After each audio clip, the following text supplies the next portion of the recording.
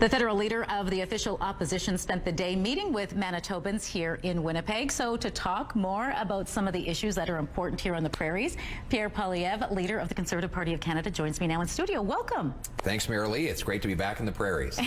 You spent the afternoon speaking at a luncheon hosted by the Frontier Centre for Public Policy, and NDP MP Leah Guzan was quick to criticize you for this, specifically pointing to the centre's support for American-style privatized health care and questioning your stance on this. So set the record straight. Do you support privatized health care in Canada? No. At all? There's no concern about that? We already have we have a public system that I support. I believe everybody should be able to get public health care. That's the system I've relied on my whole life.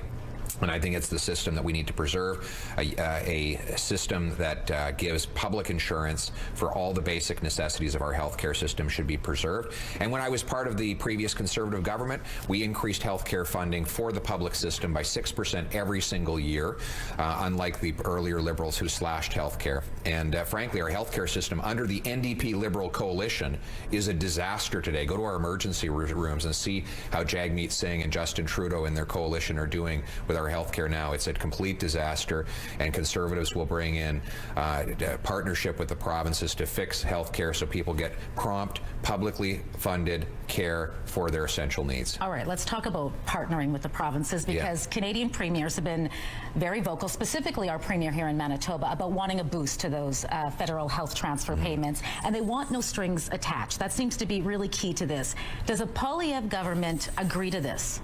Poilievre government will want results for the money we spend. So it's not a matter of conditions, it's a matter of outcomes. I want shorter wait times, more doctors and nurses, and I have some common sense ideas on how to do it. For one, we have thousands of immigrant doctors and nurses who are blocked by gatekeepers, government gatekeepers, from getting a license to practice.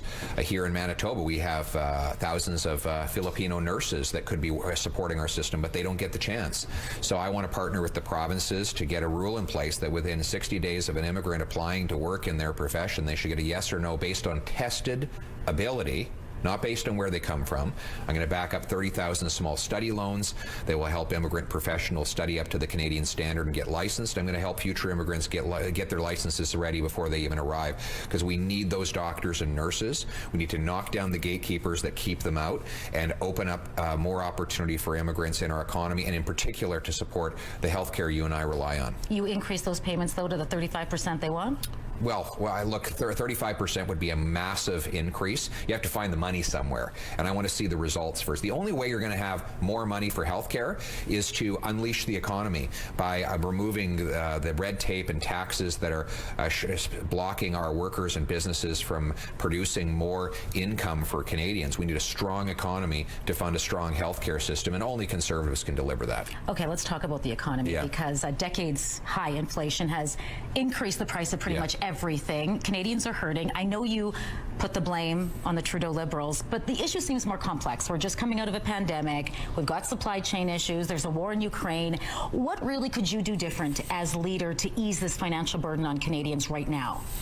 Well, listen, we've had wars before. In the previous Harper government, there were wars in Ukraine and the Middle East, and we didn't have inflation like this, and we did not have high gas prices like this.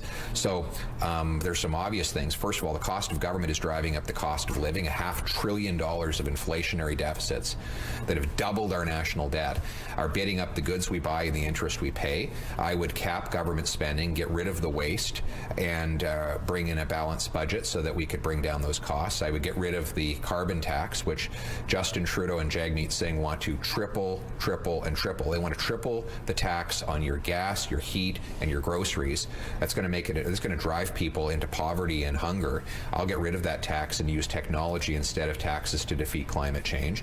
And I'll remove the red tape so that our businesses and workers can grow more food, build more homes, and produce more energy affordably right here in Canada. That's how we make our paychecks go further so that people can get ahead again. Okay, I want to talk about this cutting the carbon tax, because, well, I think most Manitobans, would love to see a break on this. They also want to see the environment protected. So if you don't put a tax on carbon, how do you ensure targets are still met, emissions go down? How do you do that? Well, we've missed every target under Trudeau. He's missed every single environmental target while driving up our energy prices. So we're getting the worst of all worlds. All pain, no gain. The alternative, instead of trying to drive up the cost of traditional energy that we still need, let's drive down the cost of carbon-free alternatives.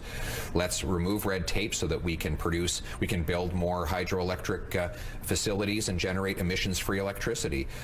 Let's maintain the environmental and public safety protections, but build nuclear energy so that we can close down coal-fired plants in New Brunswick, Saskatchewan, Alberta. Let's build transmission lines so that we can sell Manitoba Hydro into Saskatchewan instead of burning coal for their electricity. Let's produce the minerals of electric cars in Canada using the most environmentally friendly and emission-free factories and mines instead of importing them from more polluting countries like China. Can you do these things fast enough, though? These sound like long-term projects. They shouldn't be long-term projects, but they are right now because Justin Trudeau has brought in so much red tape that we can't get anything built in this country. You know, right now it takes 10 to 25 years to get a mine approved in Canada. Other countries do it in a safe, environmentally friendly way in 18 months. And that's why the production is going to China and other polluting dictatorships, because they actually open them up fast. Here in Canada, we could open those mines, we can protect the environment, but do it quickly. What are we going to learn in the 10th year of a study that we can't learn in the first year?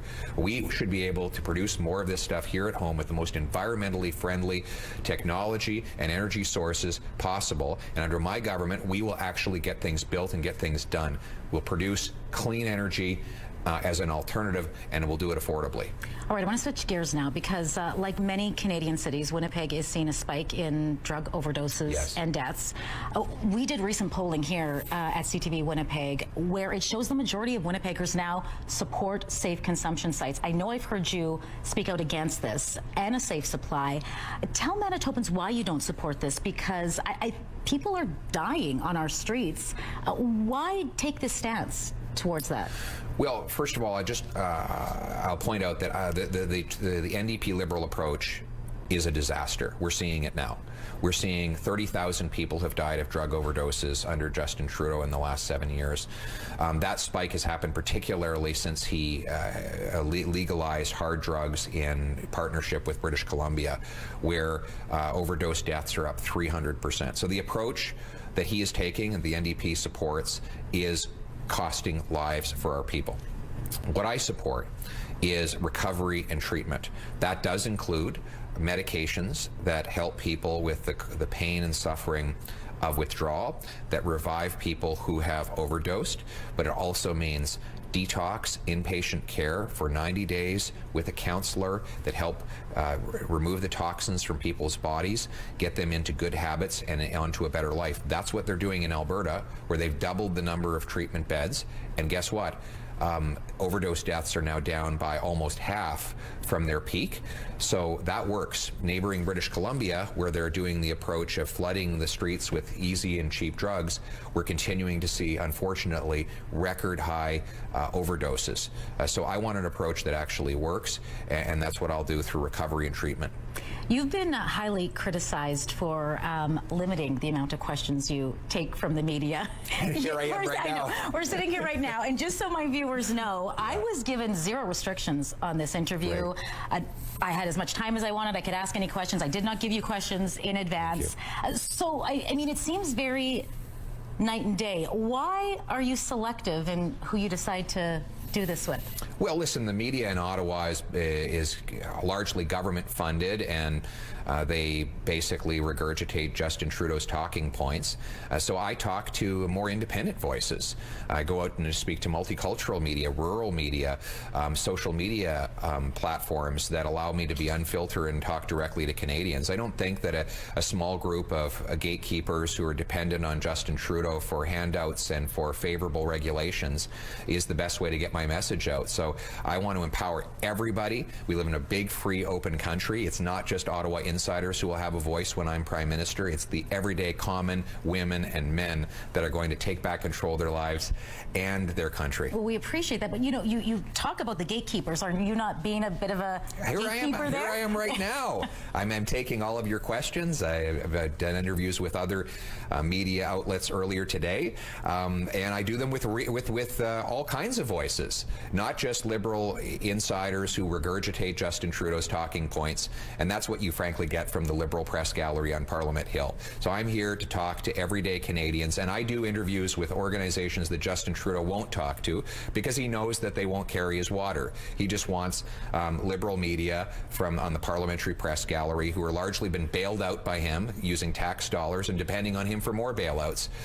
And obviously they're going to support Justin Trudeau. I stand up for the common women and men of this country. I'm fighting for their paychecks, their savings, their homes, their country, and those are the people I'm going to talk with. Oh, we'll have to leave it there. Pierre Poilievre, leader of the Conservative Party of Canada. Excellent. We appreciate you coming in today for this chat. It's great to be back in the prairies. Thank you very much. Thank you.